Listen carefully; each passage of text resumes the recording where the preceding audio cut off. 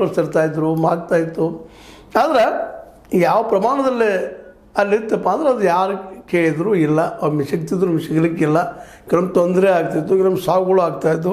ಹೀಗಾಗಿ ಶಿಶುಗಳ ಮರಣ ಹೆಚ್ಚಾಗೋದು, ತಾಯಿಗಳ ಅಂದರೆ ಗರ್ಭಿಣಿ ಹೆಣ್ಣುಮಕ್ಕಳ ಈ ಪ್ರಸವ ಸಮಯದಲ್ಲಿ ತಮ್ಮ ಜೀವನ ಕಳ್ಕೊಳ್ಳುವಂಥದ್ದು, ಮಕ್ಕಳ ಆರೋಗ್ಯಪೂರ್ವವಾಗಿ ಬೆಳೆಯಲಾರದಂಥ ಒಂದಿಷ್ಟು ಪ್ರಕರಣಗಳು ಭಾಳಷ್ಟು ಆಗ್ತಾಯಿದ್ದು. ಈ ದಿಶೆಯಲ್ಲಿ ಸರ್ಕಾರಿ ಆಸ್ಪತ್ರೆಗಳು ಅಂತ ಹೇಳ್ಕೊಳ್ಳುವಂಥ ಕೆಲಸ ಮಾಡ್ತಾ ಇರಲಿಲ್ಲ ಅನ್ನುವಂಥದ್ದು ನಿರಂತರ ಹೇಳಿದ್ದು ನಿಮಗೆ ಆರೋಪಗಳಿದ್ದೇ ಇದ್ದಾವೆ. ಹೀಗಾಗಿ ಈ ಹಿಂದೆ ನೀವು ನೋಡಿದಿರಿ, ಕೆಲವೇ ಒಂದು 6 ತಿಂಗಳಂಥದ್ದು ಈ ನಮ್ಮ ವಿಶೇಷ ಬಳ್ಳಾರಿಯಲ್ಲಿ ಆಗಿರ್ಬೋದು, ಇನ್ನೊಂದು ಕಡೆ ಆಗಿರ್ಬೋದು, ಅನೇಕ ಹೆಣ್ಣುಮಕ್ಕಳು ಈ ಪ್ರಸವ ಸಮಯದಲ್ಲಿ ತಮ್ಮ ಜೀವ ಕೊಟ್ಟರು, ಮಕ್ಕಳು ಸತ್ತು ಅನ್ನುವಂಥ ರಿಪೋರ್ಟ್ಗಳು ಸಾಕಷ್ಟು ಬಂದು ಅದ್ರ ಮೇಲೆ ತನಿಖೆನೂ ಆಯಿತು. ಆಮೇಲೆ ಅದನ್ನ ಕಂಟ್ರೋಲ್ ಮಾಡ್ತಾ ಇದ್ದೀವಿ ಅಂತೇಳಿ ಆ ದಿಶೆಯಲ್ಲೇ ದಿನೇಶ್ ಗುಂಡೂರಾವ್ ಹೇಳಿದರು. ಇವತ್ತು ಇಲ್ಲ, ನಾವು 30% ಕಡಿಮೆ ಮಾಡಿದ್ದೀವಿ, ಇನ್ನು ಪೂರ್ತಿ ತೆಗೆದು ಹಾಕ್ಬೇಕಂತ ಮಾಡಿದ್ದೀವಿ. ನಾವು ನಮಗಿಂತಲೂ ಬೇರೆ ಬೇರೆ ರಾಜ್ಯಗಳು, ತಮಿಳುನಾಡು ಮತ್ತು ಆಂಧ್ರ ಪ್ರದೇಶದಲ್ಲೇ ಚೆನ್ನಾಗಿ ಕೊಡ್ತಾ ಇದ್ದಾರೆ.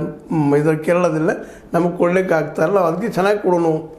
ಅದೊಂದು ರೀತಿ ಶೂನ್ಯ ಅಂದರೆ ಯಾರೂ ಇಲ್ಲಪ್ಪ, ಇಲ್ಲೇ ಯಾರಿಗೂ ಏನಾಗಿಲ್ಲ, ತೊಂದರೆ ಆಗಿಲ್ಲ ಅನ್ನೋದು ರಿಪೋರ್ಟ್ ಕೊಡೋಣ ಅಂತ ಮಾತಾಡ್ತಾ ಇದ್ದಾರೆ. ಒಳ್ಳೆ ಕೆಲಸ ಮಾಡಲಿ. ಸ್ವತಂತ್ರವಾದ ಮೀಡಿಯಾಗೆ ಬೇಕಾಗಿರುವುದು ಸ್ವತಂತ್ರ ಧ್ವನಿ. ಆ ಸ್ವತಂತ್ರ ಧ್ವನಿ ಉಳಿಸಲು ನೀವು ಮಾಡಬೇಕಾದದ್ದು ಇಷ್ಟೇ. ಅದೇನಪ್ಪಾ ಅಂತಂತಂದ್ರೆ ನಿಮ್ಮ ಕೈಲಾದಷ್ಟು ಸಹಾಯ ಈ ಚಾನಲ್ಗೆ ಮಾಡಿ ಹಾಗೂ ನಿಮ್ಮ ಧ್ವನಿಯನ್ನು ಕಾಪಾಡಿಕೊಳ್ಳಿ.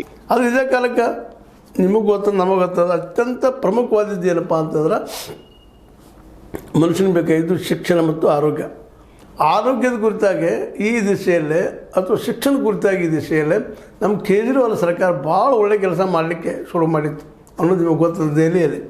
ದೆಹಲಿಯಲ್ಲೇ ನಿಮಗೆ ಗೊತ್ತದ, ವಿಶೇಷವಾಗಿ ಮೊಹಲ್ಲಾ ಗಲ್ಲಿ ಅಂದ್ರೆ ಓಣಿಗೂ ಸರ್ಕಾರಿ ಆಸ್ಪತ್ರೆ ಮಾಡಿದ್ದಾರೆ ದಿಲ್ಲಿ ಒಳಗೆ. ಪ್ರತಿಯೊಂದು ಓಣಿಗೇನು ಅಲ್ಲಿ ಯಾವುದಪ್ಪ ಒಂದಿಷ್ಟು ಒಂದು 50,000 ಜನ, ಒಂದು 20,000 ಜನಕ್ಕೂ ಸಿಗುವಂಗೆ ಒಂದು ವ್ಯವಸ್ಥೆ ಮಾಡಿದ್ರು.